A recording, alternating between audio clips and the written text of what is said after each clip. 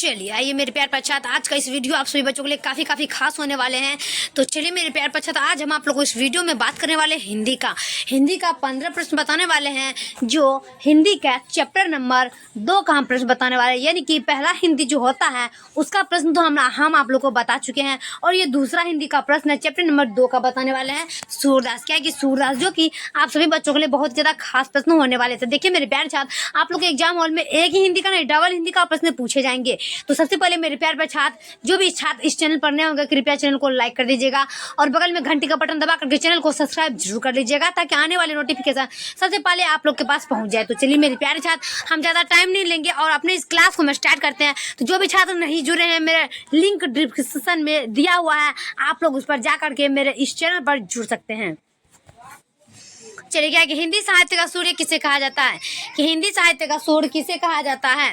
सूरदास। क्या होगा? Surdas. Option number A लगाएंगे, Surdas. Option number A Suryadas. चलिए अगला देख लेंगे हम 2 का, कि रभाती गो खड़गनी में बचराहित धाई, यह पंक्ति शीर्षक कविता से है। कि रभाती गो खड़गनी में बचराहित धाई, यह पंक्ति शीर्षक किस कविता से ली गई है? ऑप्शन नंबर सी लगाएंगे, सूरदास के पद से। क्या होगा? सूरदास के पद से। ऑप्शन नंबर सी लगाएंगे। चलिए अगला देख लेंगे हम 3 नंबर का, सत्संग में किनकी अभिरुचि थी? सत्संग में किनकी अभिरुचि थी? सूरदास की। क्या होगा? सूरदास की। ऑप्शन नंबर बी लगाएंगे, सूरदास की।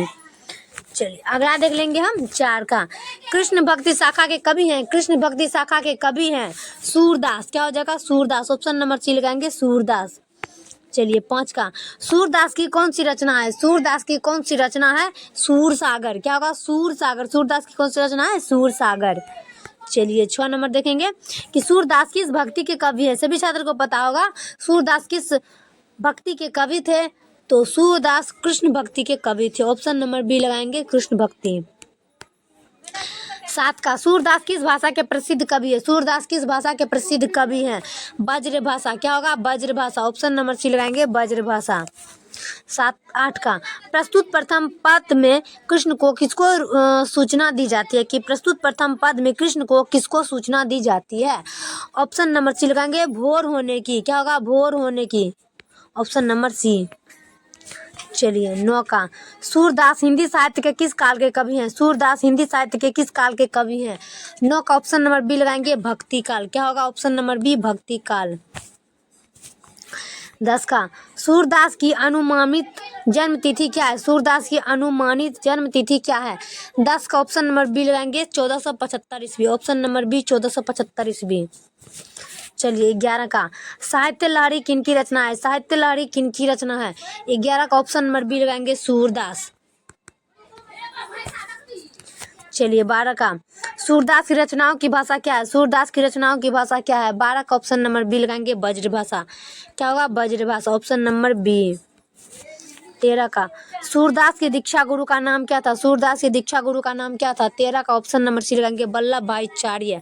ऑप्शन नंबर सी, वल्लभ भाई चार्य।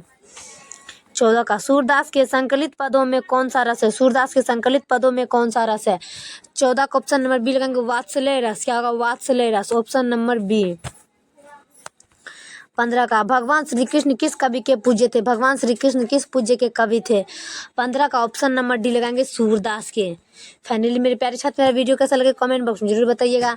तब तक के लिए नेक्स्ट वीडियो मिलते हैं। जय हिंद, जय भारत।